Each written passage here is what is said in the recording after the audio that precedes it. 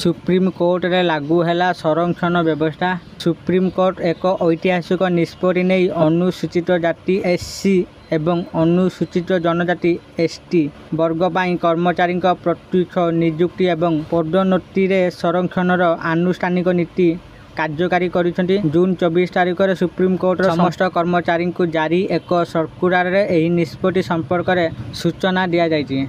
एही व्यवस्था कार्यकारी हेबा परे सुप्रीमकोर्ट रे कर्मचारी प्रत्यक्ष नियुक्ति एवं पदोन्नति रे 15% पदवी एससी वर्ग पाई एवं 60.5% एसटी वर्ग पाई संरक्षित रहिबा। एही व्यवस्था 23 जून 2025 रु कार्यकारी होईछि। एठारे एहा मध्ये स्पष्ट करिदेबा उचित जे एही संरक्षण विचारपतिक पाई नुहे बरं एही नीति रजिस्ट्रार वरिष्ठ व्यक्तिगत सहायिका लाइब्रेरियन जूनियर कोर्ट असिस्टेंट्स एवं चैम्बर अटेंडेंट भली अनेक पदवी प्रযোज्य हेब।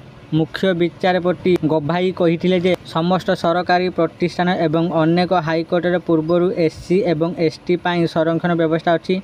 तेणु सुप्रीमकोर्ट को एथिरे काहींकी दूर रे रखा जिवो। आमे अनेक ऐतिहासिक निष्पत्ति रे सकारात्मक कार्य को समर्थन करिछु एवं एक अनुष्ठान भाव में आमको एठारे मध्य एहाको कार्यकारी करिबा उचित। आमर कार्य आमर नीति गुडी को प्रतिफलित करिबा उचित।